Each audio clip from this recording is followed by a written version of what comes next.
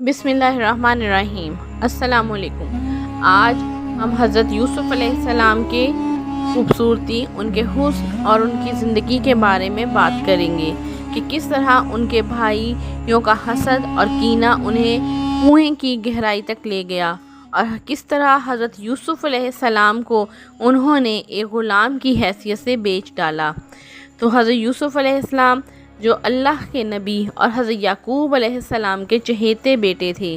حضرت یعقوب علیہ السلام کو اللہ تعالیٰ نے 12 بیٹے عطا فرمائے، جن میں 10 بڑے تھے، اور حضرت یعقوب علیہ السلام کے 2 چھوٹے بیٹے، جن میں ایک حضرت یوسف علیہ السلام اور ان سے چھوٹے حضرت بنیامین تھے۔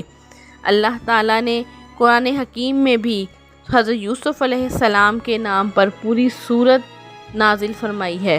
حضرت یوسف علیہ السلام خوبصورت بھی تھے اور خوب سیرت بھی تھے، اور ان کے والد حضرت یعقوب علیہ السلام ان سے بہت زیادہ محبت کرتے تھے۔ حضرت یوسف علیہ السلام سے بے انتہا محبت کی وجہ ان کی والدہ کی بچپن میں وفات تھی، جس کی وجہ سے حضرت یعقوب علیہ السلام حضرت یوسف علیہ السلام کو ہر وقت اپنے ساتھ رکھتے اور ان کا بہت زیادہ خیال رکھتے تھے۔ یہی وجہ تھی کہ ان کے بھائی جو ان سے عمر میں بڑے تھے ان سے حسد کرنے لگے۔ ایک دن حضرت یوسف علیہ السلام نے اپنے والد سے کہا کہ ابا جان، میں خواب میں دیکھتا ہوں کہ ایک چاند اور سورج اور 11 ستارے مجھے سجدہ کر رہے ہیں۔ حضرت یعقوب علیہ السلام نے حضرت یوسف علیہ السلام سے فرمایا کہ اللہ تعالیٰ تم پر اپنا فضل فرمانے والا ہے۔ اللہ تعالیٰ تمہیں خوابوں کی تعبیر بتانے اور باتوں کی تہ تک پہنچنے کی صلاحیت دینے والا ہے۔ ساتھ ہی حضرت یعقوب علیہ السلام نے حضرت یوسف علیہ السلام کو تلقین فرمائی کہ اپنا یہ خواب اپنے بھائیوں کو نہ بتانا، شیطان انسان کا کھلا دشمن ہے، یہ نہ ہو کہ وہ تمہارے بھائیوں کے دل میں تمہارے خلاف حسد پیدا کر دے۔ حضرت یوسف علیہ السلام کے 10 بڑے بھائی تھے، جن کا خیال تھا کہ وہ عمر میں بڑے ہیں، اور کیونکہ وہ ساری ذمہ داریاں سنبھالے ہوئے ہیں تو ان کا حق ہے کہ وہ حضرت یعقوب علیہ السلام کے جانشین بنے۔ تو ان کا خیال تھا کہ وہ جوان ہیں اور اپنے والد کے کاموں میں ان کا ہاتھ بٹانے والے ہیں، لیکن حضرت یعقوب علیہ السلام ان سے زیادہ حضرت یوسف علیہ السلام سے محبت کرتے ہیں۔ ان کے بھائیوں کا یہ حسد اور کینہ انہیں برداشت نہ کرتا تھا، اور وہ ہر وقت حضرت یوسف علیہ السلام کو نقصان پہنچانے کی تدابیر سوچتے۔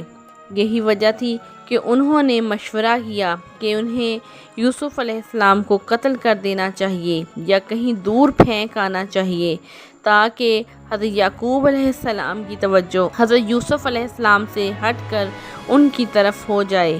اس فیصلے پر عمل کرنے کے لیے وہ 10 بھائی اپنے والد کے پاس گئے اور ان سے کہا کہ ہم کل سیر و تفریح کے لیے جنگل جا رہے ہیں، اور یوسف کو بھی ہمارے ساتھ بھیج دیں تاکہ وہ بھی کھیلے کودے اور ہمارے ساتھ کھائے پیے، ہم اس کی حفاظت کریں گے۔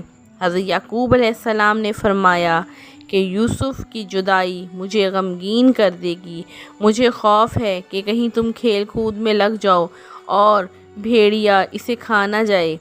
بھائیوں نے کہا، ایسا کیسے ہو سکتا ہے؟ ہمارے ہوتے ہوئے بھیڑیا ہمارے بھائی کو کھا جائے، جبکہ ہم طاقتور جماعت ہیں، ہم تعداد میں بھی زیادہ ہیں اور ہم اس کی حفاظت کریں گے۔ حضرت یعقوب علیہ السلام نے پھر بھی ان کو جانے کی اجازت نہ دی۔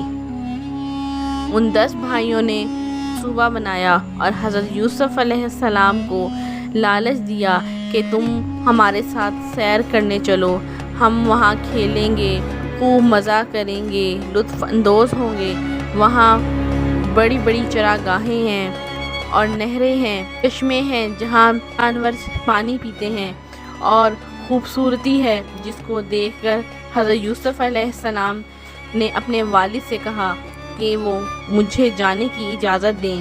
حضرت یعقوب علیہ السلام نے بالآخر اجازت دے دی اور ایک بھائی کو ان کا ذمہ دار قرار دیا کہ تم اس کی حفاظت کرو گے اور خیر خیریت سے واپس لے کر آؤ گے۔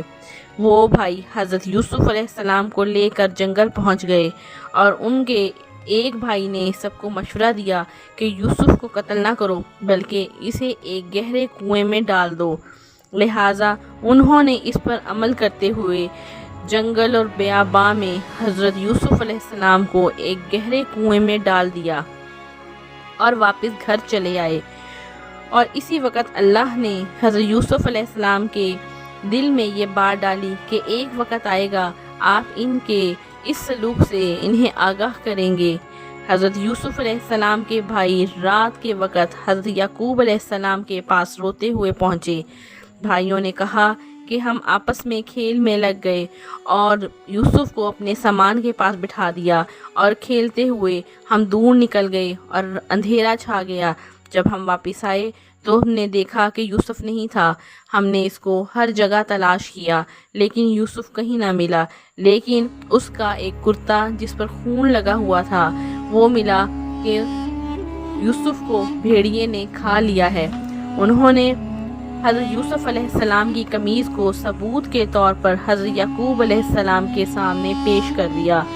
حضرت یعقوب علیہ السلام جانتے تھے کہ حضرت یوسف علیہ السلام کا خواب سچا ہے اور اللہ تعالیٰ یوسف علیہ السلام کو بلند مرتبہ عطا فرمانے والا ہے، لہٰذا وہ سمجھ گئے کہ یوسف ابھی زندہ ہے اور یوسف علیہ السلام کے بھائی صحیح نہیں کہہ رہے ہیں۔ حضرت یعقوب علیہ السلام نے فرمایا کہ تمہاری یہ بات بنائی ہوئی جھوٹی بات ہے، لہٰذا میں صبر کرتا ہوں اور اس معاملے میں اللہ تعالیٰ سے مدد طلب کرتا رہوں گا۔